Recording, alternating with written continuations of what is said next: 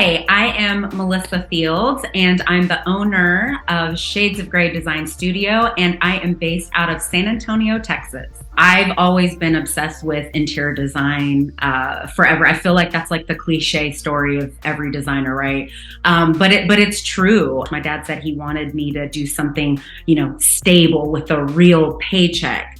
And so, I didn't think that, that interior design was going to make him too happy, but went into the Air Force, thought I was going to do 4 years. And then I blinked and then 20 years went by and I was retiring. It was insane. But I will say the time that I was on active duty, it was almost like interior design was like my side gig, right? So doing all of that stuff while I was, wearing the uniform. I actually even deployed a few times during my career. But actually I think it made it worse because when I was in the Middle East, I would go to the souks and I would go to all, look at the architecture, and I would look at all of the designs of the hotels and every building that I was in. And I was just like, this is like amazing. Like I need more of this in my life. Right. And so I was always doing it pretty much throughout almost my whole career. So 20 years, but not officially. When my husband and I had talked and I made the decision to retire, it's kind of like, okay, I think we're done here. It's time. I'm going to just take that leap of faith and I'm going to do what I have been obsessed with and absolutely love. And then I retired.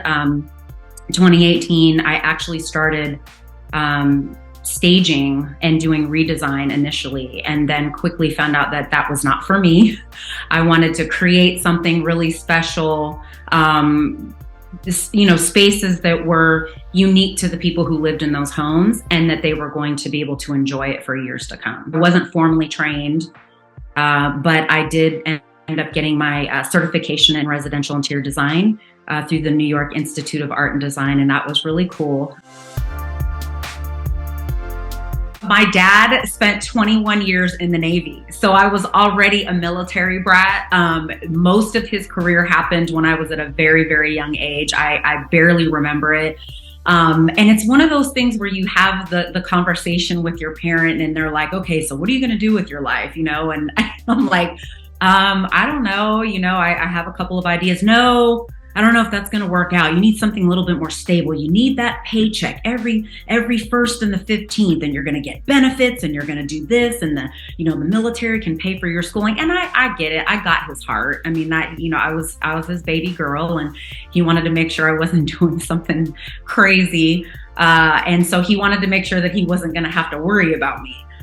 So it's like, well, that's all he knew was being in the military. So he thought, why not? And then I was such a daddy's girl and I wanted to go into the Navy like he did. And then he's like, yeah, I don't know if I'm good with you being out on a ship at sea for 6 months with a bunch of guys. And I was like, I'm like, touche. Okay, I get it. Yeah, I hear you. So he's like, maybe look at something else and, a different branch of service. And I said, okay, Air Force. So we went and talked to the recruiter. And honestly, I didn't want to do that. I just thought, gosh, I don't know if the military is for me. I'm too, I don't want to say too girly, but I was just like, I don't want to do all the physical stuff they do. So like, if I want to go work out, I'll just go do it on my own terms or whatever. So, and that's what happens when you don't know, you don't really know enough about it. And so I really didn't know other than what I saw with my dad, and it just wasn't something that I ever wanted to pursue. So it was crazy how I stayed for 20. I don't know how that happened. Never wanted to be a pilot, not for me. I actually came in enlisted. That was the first time I'd ever been to San Antonio, Texas.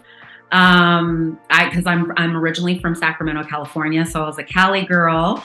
And so came to Texas and I thought, oh my gosh, I'm going to be surrounded by a bunch of cowboys and, cowboy boots and cows and belt buckles. And, you have this idea of what Texas is going to be like. And I came in the summertime, so it felt like it was 150 degrees outside and we were training out there. I thought I was going to sweat to death.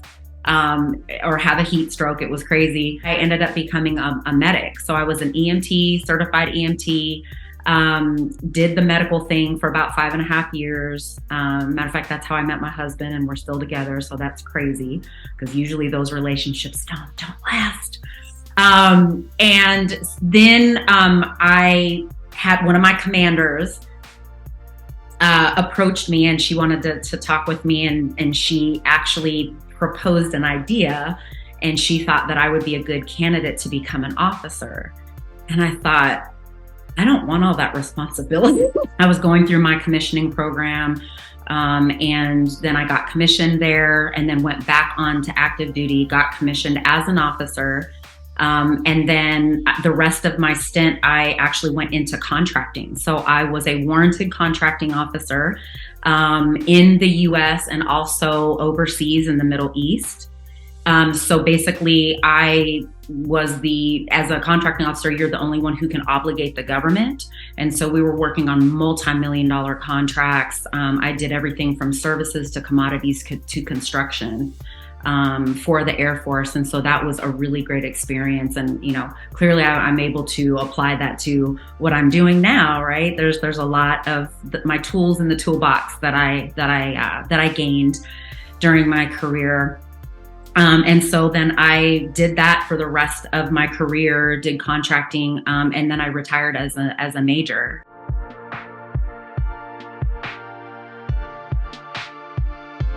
In the Air Force, you learn very quickly you learn about structure,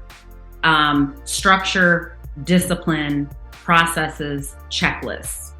It's like you check, you double check, you triple check, you quadruple check, because in the grand scheme of things, it's very possible that you're talking about, somebody's life, really, if you think about it. So if something goes, something's missed, if you're trying to cut corners, if you get complacent, you become desensitized real quickly, lives could be lost. The structure part of it, for sure, the processes. Again, being a business owner, whether it's an interior design or whatever industry you're in, if you don't have those processes and systems in place, you're not going to get very far.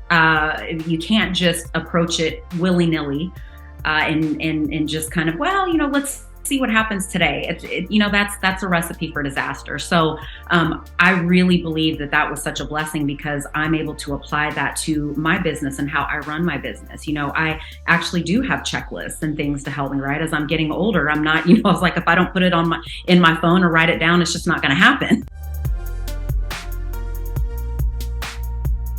I'm super excited to be one of the 20 designers that is going to be part of the Kaleidoscope Project and renovating a boutique hotel in downtown High Point this year. And so I'm super excited. We're supposed to have the grand opening in October, so during fall market. I will be designing one of the king suites. It'll be one design, but they're going to duplicate it in the room right across the hall from one of the rooms. And so it'll be the king bedroom, the bathroom, the Container Store is already on board. We're going to be using their product for the closets. And so, we're finalizing sponsors, and I'll actually be working with Universal Furniture for the furniture.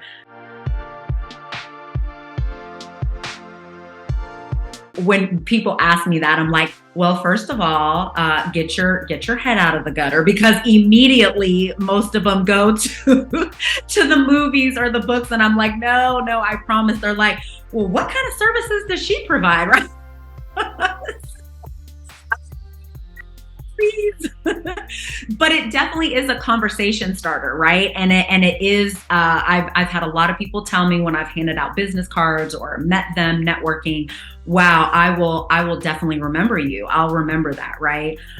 So how it came about, I actually have to give my husband credit, because he was the one that thought of that, which, by the way, he hated the movies. He did not like the movies. He thought it was bad acting, and he didn't really understand the whole storyline. But anyways, so I remember I was about 2 years out from retiring from the Air Force, and we decided to kind of do a lunch date and meet each other for lunch one day. So I'm still in my uniform and everything. And I meet him at a restaurant, and we're sitting there talking. And I said, you know what? I think I'm going to do it. And he was like, what are you talking about? I was like, I think I'm just going to, when I retire, I'm going to start my business, and I'm going to do this design thing.